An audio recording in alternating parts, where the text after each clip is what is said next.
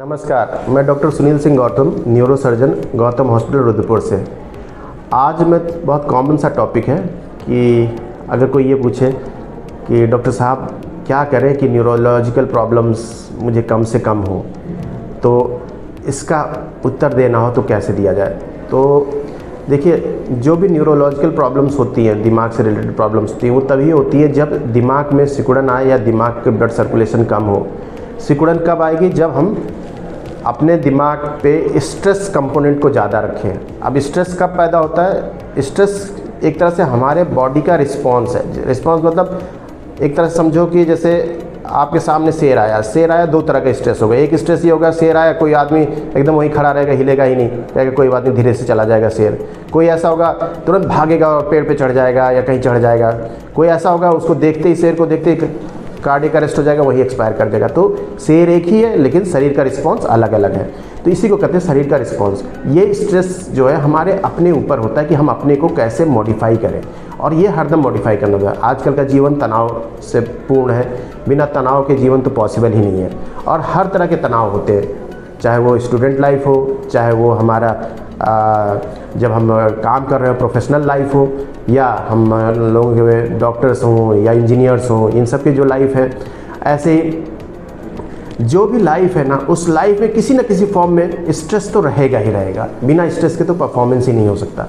लेकिन उसके बदले में जो हमारा रिस्पॉन्स है ना, उसको हमें मॉडिफाई करना। उस रिस्पॉन्स को इतना रखना है जो हमारे शरीर को नुकसान ना दे पाए।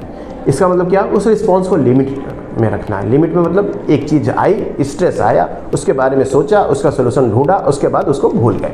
उसका जो भी उसके लिए करना था कर दिया, उसके बाद भूल गए। ये नहीं कि उसको बार बार उसको सोचते रहे। तो उससे क्या होता है, हम अपने ब्रेन को एक ही चीज़ में इन्वॉल्व रख के स्ट्रेस कंपोनेंट बढ़ाते रहते हैं। तो इसलिए वो चीज़ें हमको अवॉइड करना चाहिए।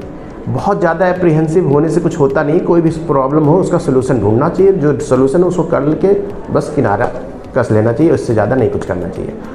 दूसरी चीज़ हो गई, ये हमने बताया बॉडी रिस्पॉन्स। एक चीज़ है हमारी डेली एक्टिविटीज़, वो भी हमारे चीज़ को, हमारे ब्रेन को, हमारे उसके ब्लड सर्कुलेशन को इफ़ेक्ट करती है। जैसे क्या है कि हमारी दिनचर्या कैसी है। मान लो हम बहुत लेथार्जिक रहते हैं, बहुत लेटे रहते हैं, कहीं काम पे नहीं जाते हैं, चेयर पे बैठे ही रह जाते हैं दिन भर।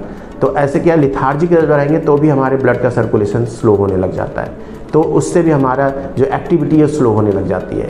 तो इसलिए हमारी डेली एक्टिविटी में चेंज आना चाहिए, लाइफ स्टाइल में चेंज आना चाहिए। एक्सरसाइज हो, चलना फिरना हो दिन भर में। तो ये हो गया पहला स्टेप। दूसरा स्टेप, कुछ बैड हैबिट्स होती हैं और कुछ होती बीमारियाँ। जैसे बैड हैबिट्स में क्या है, जैसे आजकल बहुत तरह की नशा है, वो लोग लेते हैं, तो उससे नुकसान ही होता है ब्रेन को।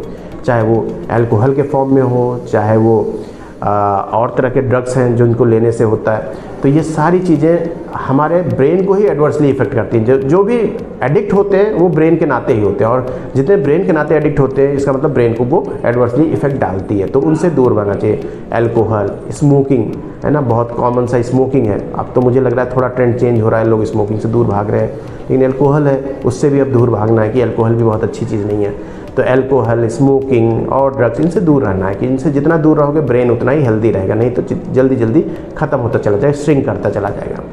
फिर ये तो बीमारियां हो गई। फिर तीसरी चीज़ क्या आती है कि कुछ डिजीज़ हैं जिससे हमें बचना है, नहीं बच पा रहे हैं तो कंट्रोल रखना है। बचना क्या है? ब्लड प्रेशर की प्रॉब्लम ना हो जाए, उससे बचने की कोशिश करना है। फिजिकल एक्टिविटी अच्छी रखो, नमक बहुत ज़्यादा मत खाओ, नॉर्मल जो लोग खाते हैं उतना ही खाओ, है ना। बहुत स्ट्रेस मत लो तो बीपी नहीं बढ़ता है। लेकिन अगर हम इन सब चीज़ों को उल्टा करने लग जाते हैं तो फिर बीपी बढ़ने लग जाता है। फिर शुगर की प्रॉब्लम है, अगर डायबिटीज़ है, डायबिटीज़ कंट्रोल नहीं करेंगे तो डायबिटीज़ खुद नुकसान करेगी और उसके नाते ब्लड प्रेशर बढ़ना शुरू हो जाएगा, तो ब्लड प्रेशर भी बढ़ेगा।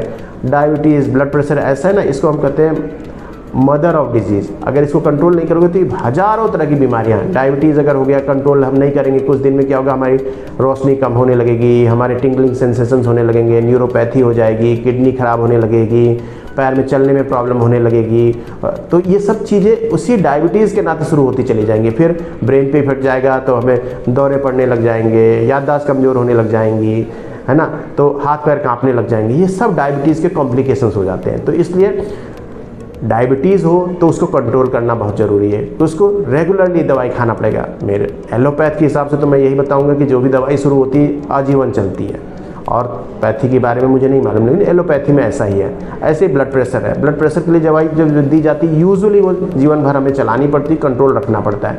जो लोग और पैथी में जाते हैं, मैं ये किसी पैथी को ये नहीं कहूँगा कि ख़राब है और अच्छा है, ये नहीं बोलूँगा, लेकिन मैं ये बोलता हूँ जो भी पैथी आप इस्तेमाल करो, चाहे हमारी पैथी हो या कोई और पैथी हो, जिस चीज़ के लिए इस्तेमाल करो उसको टेस्ट कर करके देखते रहो उसमें फ़ायदा हो रहा है कि नहीं। मान लो हम डायबिटीज़ के लिए कुछ और इस्तेमाल कर रहे हैं, मान लो कोई और दवाई इस्तेमाल कर रहे हैं, तो दवाई इस्तेमाल करो, लेकिन शुगर देखो, सुबह खाली पेट शुगर हमारा कंट्रोल है कि नहीं, खाना खाने के 2 घंटे के बाद हमारा शुगर कंट्रोल है कि नहीं, HbA1c कंट्रोल है कि नहीं। अगर ये सब कंट्रोल है तो ठीक है, वो पैथी भी ठीक है आपकी। लेकिन अगर ये कंट्रोल नहीं है तो उस पैथी से फिर आगाह हो जाओ कि इसका मतलब ये ठीक नहीं है, तो आपको कोई और पैथी ढूंढनी पड़ेगी जिससे कि वो कंट्रोल रखो। ऐसे बीपी का है, बीपी के लिए आप बहुत से लोग क्लेम कर रहे थे ये खा लो, यूँ खा लो, इससे ठीक हो जाएगा। मैं नहीं जानता कि कौन कितना सफल होता है, लेकिन यह जो भी खाओ उसके बाद अपने ब्लड प्रेशर को नॉर्मली देखो कि नॉर्मली ब्लड प्रेशर आपका नॉर्मल आ गया कि नहीं। नहीं आया है तो उनसे फिर मिलो, कंट्रोल कर लेते तो ठीक है, नहीं करते तो दूसरी पैथी पे जाओ कि किसी तरह कंट्रोल करें, क्योंकि इन सबको कंट्रोल करना बहुत ज़रूरी है।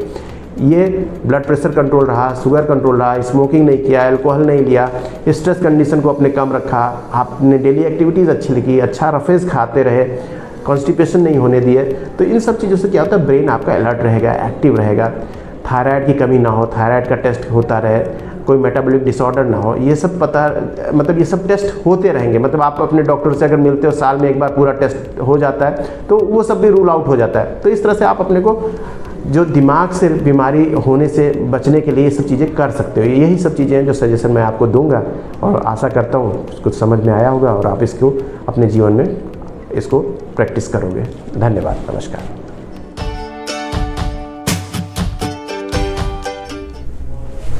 नमस्कार,